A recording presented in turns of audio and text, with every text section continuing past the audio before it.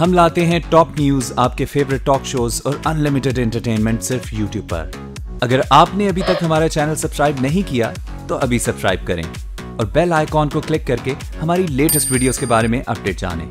Subscribe कीजिए और हम आपको लिए चलेंगे आपकी फेवरेट वीडियो की तरफ। सिंध पीटीआई खैबर पख्तूनख्वा और नून लीग पंजाब से जोर लगाएगी, जिसको अक्सरियत मिल गई वो तुरुक का पत्ता कहलाएगी। मौलाना का नून लीग की हिमायत का इम्कान, तार का भी मुशाहिद हुसैन सैयद को वोट देने का ऐलान।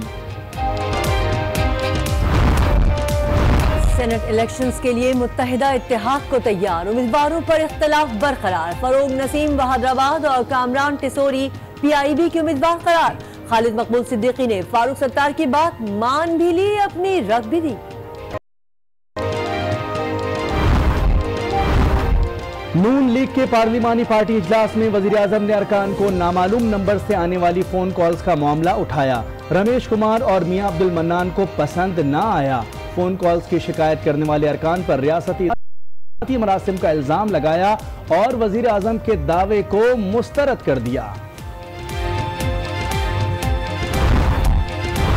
जो किंग बनने का अहल ना हो उसे किंग मेकर बनने की इजाजत नहीं दी जा सकती। नवाज शरीफ केस में सुप्रीम कोर्ट ने तफसीली फैसला जारी कर दिया।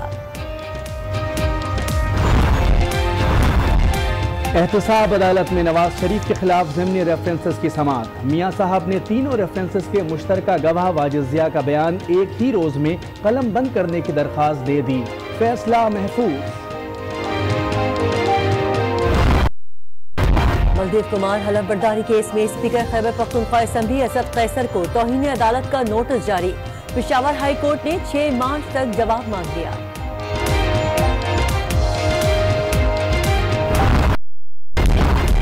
नकीबुल्लाह महसूद कत्ल केस से पहले राव अनवार से राब्ते में थे। डिप्टी स्पीकर शहला रजा की आज न्यूज के प्रोग्राम गुड मॉर्निंग आज में तस्दीक। सुपर तोप की तारीफों के पुल बांध दिए। बात करेंगे सेनेट इलेक्शन से, जहां इंतखाबी मार्का सजने को तैयार है। सेनेट की 52 नशिस्तों पर कल पोलिंग होगी। 131 उम्मीदवार इलेक्शन में हिस्सा ले रहे हैं। पंजाब से 20, सिंध से, पख्तूनख्वा से 26 और बलूचिस्तान से 23 उम्मीदवार मैदान में हैं। इस्लामाबाद और फाटा से मजमूई तौर पर 29 उम्मीदवारों ने कागजात जमा कराए हैं। इलेक्शन कमीशन ने ज़ाब्ते इख्लाक जारी कर दिया है। पोलिंग सुबह 9 बजे से 4 बगैर किसी वक्फे के जारी रहेगी। कौमी और सूबाई असेंबलियों को पोलिंग स्टेशन का दर्जा दे दिया गया है। सिक्योरिटी के लिए पोलिंग स्टेशंस के बाहर रेंजर्स तैनात होगी।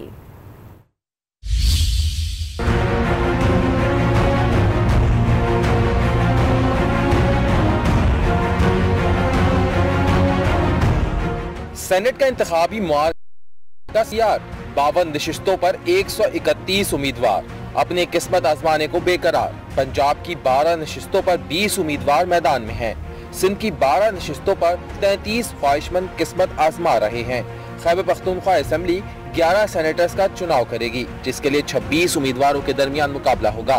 बलूचिस्तान से सेनेट की 11 नशिस्तों के लिए 23 उम्मीदवार इंतखाबी दंगल में उतरे हैं। इस्लामाबाद के 2 और फाटा के 4 सेनेटर्स का चुनाव कौमी असेंबली के मुंतखब नुमाइंदे करेंगे, जिसके लिए मजमूई तौर पर 29 उम्मीदवारों ने कागजात नामजदगी जमा कराए हैं। इलेक्शन कमीशन ने भी की तमाम तैयारियां मुकम्मल कर ली हैं। 4000 से ज्यादा बैलेट पेपर्स कौमी और सूबाई असेंबलियों में पहुंचा दिए गए, जबकि पोलिंग के लिए सुबह 9 बजे से शाम 4 बजे का वक्त रखा गया है। सेनेट में आएंगे तो कई पुराने बाहर हो जाएंगे। सेनेट में किस जमात की क्या पोजीशन होगी, मजीद तफसीलात आपको दिखाएंगे इस रिपोर्ट में।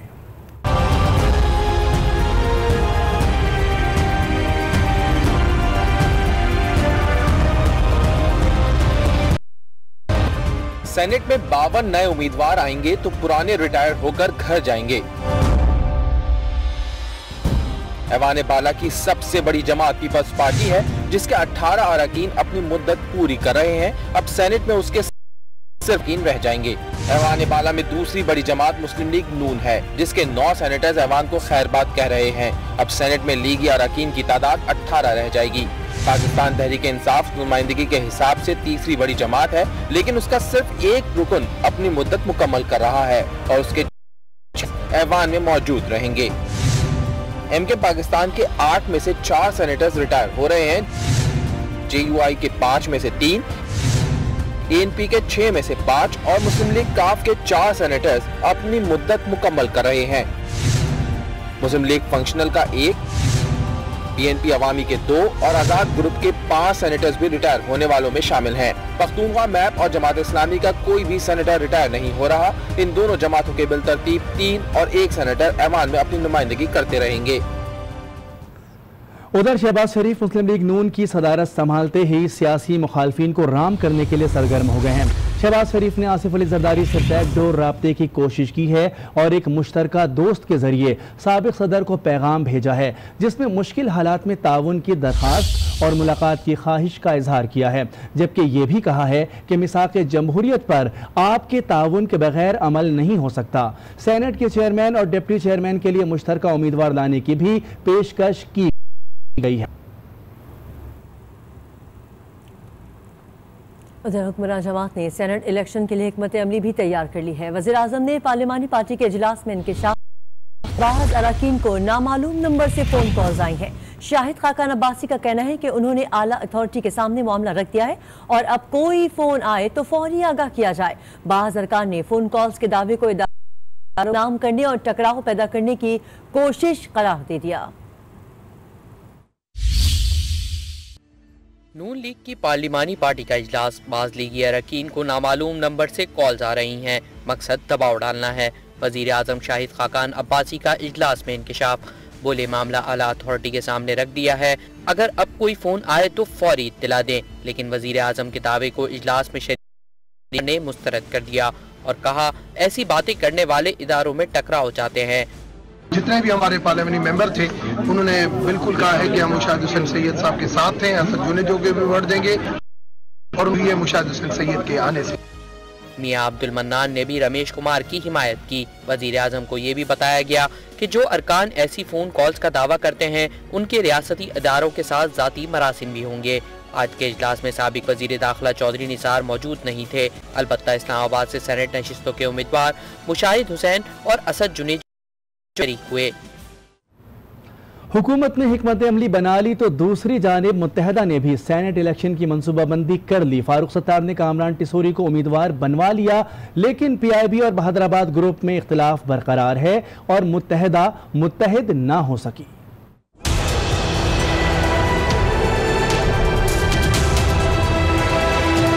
जो जनरल सीट्स है उसमें हमारे उम्मीदवार फरोग नसीम है और फारूक भाई के उम्मीदवार कामरान टिसोरी भाई हैं। मुत्तहिदा आज भी मुत्तहिद न हो सकी। सेनेट इलेक्शन पर तो इत्तेहाद हो गया, लेकिन उम्मीदवारों पर न हो सका। MQM PIB ग्रुप और बहादुराबाद ग्रुप ने की मुश्तरका प्रेस कॉन्फ्रेंस। फारूक सत्तार ने सरबराही दिखाई और कामरान टिसोरी को सेनेट का टिकट दिला। जनरल सीटों पर हमारे 2 उम्मीदवार हैं, एक है बैरिस्टर फरोग नसीम और दूसरे हैं कामरान खान टिसोरी भाई। टेक्नोक्रेट सीट पर अब्दुल कादिर खानजादा भाई, खवातीन की सीट पर डॉक्टर निगत शकील, जो अक़लियतों पर है हमारे उम्मीदवार वो है संजय परवानी। तो हम इन 5 सीटों पर इलेक्शन करेंगे। खालिद मकबूल सिद्दीकी ने हाथ के हाथ मामला साफ कर दिया। जो जनरल सीट्स हैं उसमें मेरी वजाहत मेरा ख्याल है जरूरी है उसूली मौक़िफ़ के तहत कि उम्मीदवार डॉक्टर फरोग नसीम है और फारूक भाई के उम्मीदवार कामरान टिसोरी भाई हैं। फारूक सत्तार भी पीछे न हटे और सफाइयां देने लगे। हमें इस बात पर शर्मिंदगी भी है और जो हमारा वोट बैंक वोटर है, हमारे हामी है, हमारे कारकुनान है, हमारे दरमियान इस इख्तलाफ को और सख्त इख्तलाफ को और कशीदगी को लेकर वो भी परेशान थे। तो हमारी वजह से जो उन्हें भी तकलीफ हुई है तो मैं उन सब से भी माजरत चाहता हूँ। दोनों हैं। सेनेट इलेक्शन के लिए सियासी जमातों में जोड़ तोड़ उरूज पर पहुंच गए। वज़ीर आज़म शाहिद खाकान अब्बासी से मौलाना फजलुर रहमान ने मुलाकात की। दोनों रहनुमाओं ने जमहूरी तसलसल जारी रखने पर इत्तेफाक किया। सेनेट इलेक्शन के लिए सियासी जमातों में जोड़ तोड़ उरूज पर, हुकूमत और अपोजिशन एक दूसरे पर बाजी ले जाने के लिए सरगर्म।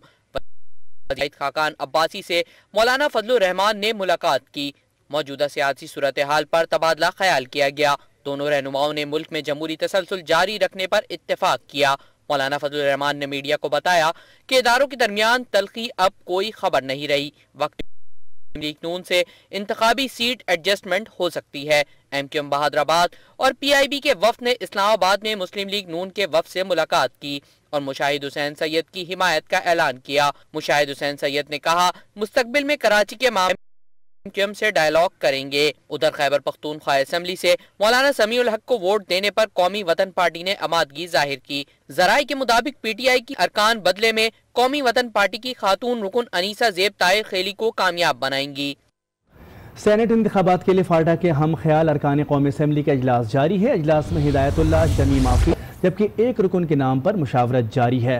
मजीद तफसीलात हासिल करते हैं नुमाइंदा आज न्यूज़ अली फुरकान से। अली, इजलास में मजीद क्या फैसले किए गए हैं, तफसीलात क्या हैं?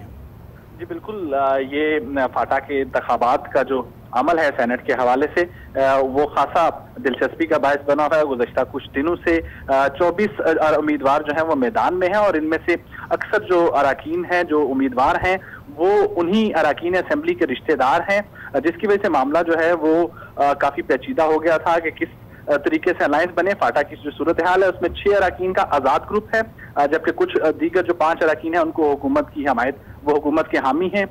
तो अभी सूरत हाल जो है वो ये है कि 3 अराकीन के जो उम्मीदवार पर इत्तफाक हो गया है, जिसमें हिदायतुल्लाह जो कि बिस्मिल्लाह खान के MNA बिस्मिल्लाह खान के बेटे हैं, शमीम अफरीदी जो कि मुस्लिम लीग नून के रहनुमा सेनेटर अब्बास अफरीदी के वालिद हैं, और हलालुर रहमान जो कि MNA बिलालुर रहमान के, इनके नामों के ऊपर इत्तफाक हो गया है। लेकिन साजिद तुरी और मिर्जा अफरीदी के नामों के ऊपर टाई है और इसके ऊपर जो है वो इस वक्त भी में ये बता रहे हैं कि इस मामले के ऊपर आज रात तक जो है वो इत्तफाक राय हो जाएगा। साजिद तुरी खुद MNA है, जबकि मिर्जा अफरीदी को भी हुकूमती जमात की हमायत। बहुत शुक्रिया अली फुरकान, तफसीलात बता रहे थे।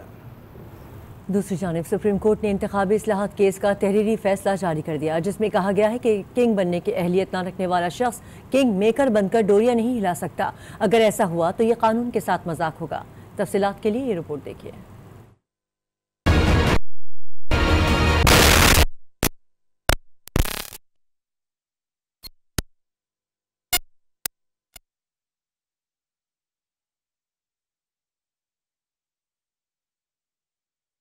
के अहलियत नहीं रखते तो पुतलियों को नचाने का इख्तियार नहीं दे सकते। सुप्रीम कोर्ट ने इलेक्शन एक्ट तरमीमी तहरीरी फैसला जारी कर दिया। 51 सफ़हात पर मुश्तमिल फैसला चीफ जस्टिस ने तहरीर किया है। फैसले के मुताबिक नवाज शरीफ 28 हो चुके थे और उस वक्त पॉलिटिकल पार्टीज ऑर्डर 2002 नाफिजुल अमल था। इलेक्शन कमीशन ने उसी के तहत नवाज शरीफ की सदारत खत्म की थी। ऐसे में नवाज शरीफ को पार्टी का सरबराह मुंतखब करना एक गैर कानूनी अमल था। आइन में बज़ाहिर तरमीम आर्टिकल 62-63 के तहत नाअहल अफराद के फायदे के लिए की गई। फैसले में लिखा गया है कि पार्टी सरबराह तमाम उमूर के लिए हिदायत देता है। कैसे पार्टी अरकान को कंट्रोल करने वाले पर 62-63 का निफाज नहीं होगा। आइन के आर्टिकल 17 को दीगर आइनी आर्टिकल से अलहदा करके नहीं पढ़ा जा सकता। साबिक वज़ीर-ए-आज़म नवाज शरीफ एहतसाब अदालत से वापसी पर इस्लामाबाद की मकामी बेकरी पर गए, जहां आम शहरियों में घुल मिल गए, खरीदारी भी की।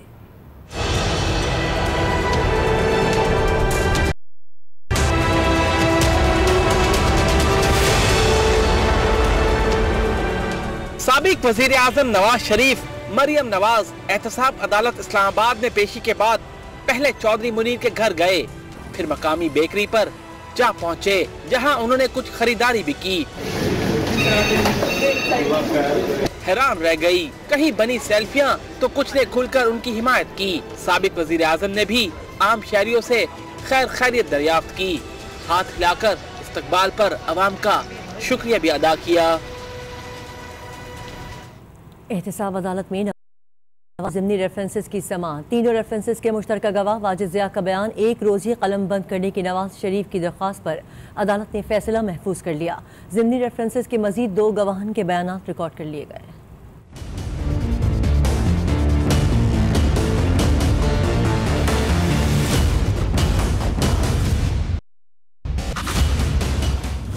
नवाज शरीफ के खानदान के खिलाफ एहतसाब अदालत में ज़मनी रेफरेंस की समाअत। साबिक वजीर आजम नवाज शरीफ और मरियम नवाज भी अदालत में मौजूद थी। ज़मनी जज मोहम्मद बशीर ने की।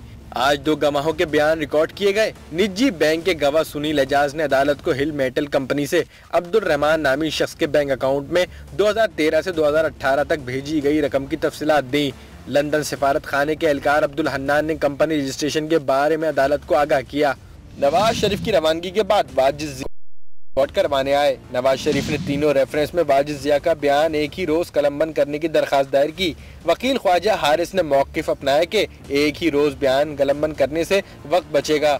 अदालत ने नवाज शरीफ के वकील को सुनने के बाद फैसला महफूज कर लिया।